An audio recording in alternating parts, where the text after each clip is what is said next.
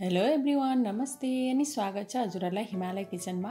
आज पनि म फेरि अरू बेला जस्तै हजुरको लागि एउटा मिठो परिकारको रेसिपी लिएर आएको छु।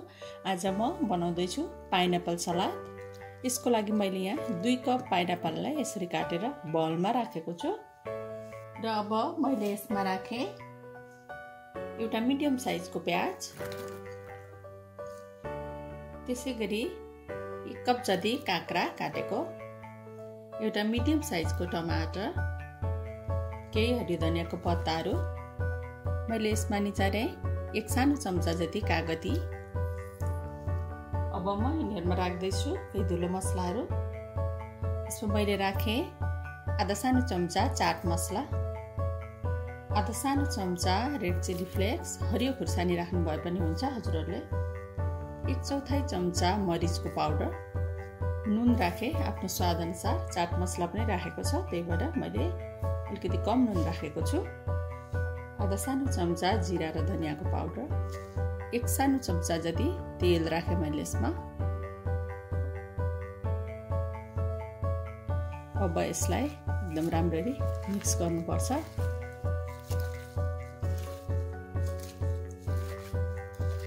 पिरो चाहिँ कतिको बनाउने हो त्यही अनुसार खुर्सानी राख्न सक्नुहुन्छ हजुरहरूले।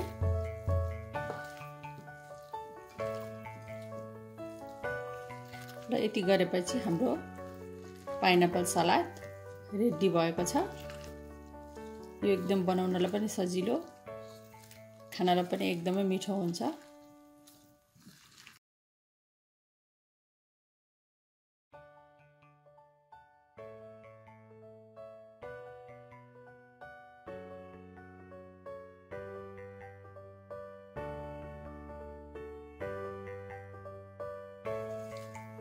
हजुरहरू पनि यसै गरी पाइनएप्पल सलाद बनाएर अवश्य पनि इन्जोय गर्नुहोला।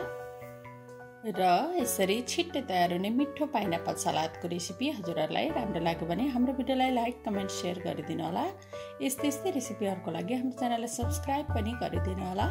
सब्स्क्राइब गरिसकेपछि नजिकै रहेको नोटिफिकेसन बेललाई पनि अवश्य पनि क्लिक गरिदिनु होला।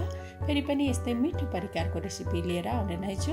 हाम्रो भिडियो हेरिदिनु भएकोमा हजुरहरूलाई धेरै धेरै धन्यवाद।